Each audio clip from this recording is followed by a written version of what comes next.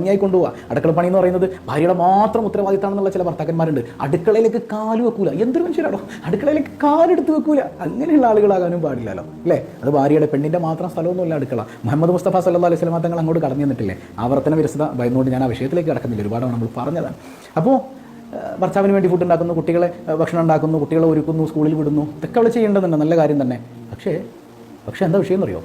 ഈ എല്ലാവരെയും ഇവരൊക്കെ അവളിൽ ഡിപ്പെൻഡാണ് കേട്ടോ. അതായത് ഭർത്താവിന് ഇവളില്ലാതെ പറ്റില്ല, മക്കൾക്ക് ഇവളില്ലാതെ ജീവിക്കാൻ പറ്റില്ല, ഇതൊക്കെ ശരി. പക്ഷേ എല്ലാവരെയും ഒരുക്കുമ്പോൾ ഇവളുടെ കാര്യം മറന്നു പോകുന്നുണ്ട്.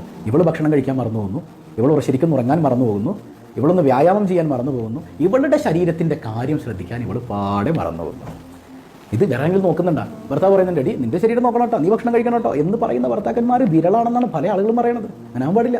അവളെ അടുത്ത് വിളിച്ചിരുത്തി ഒരുമിച്ച് ഭക്ഷണം കഴിക്കണം.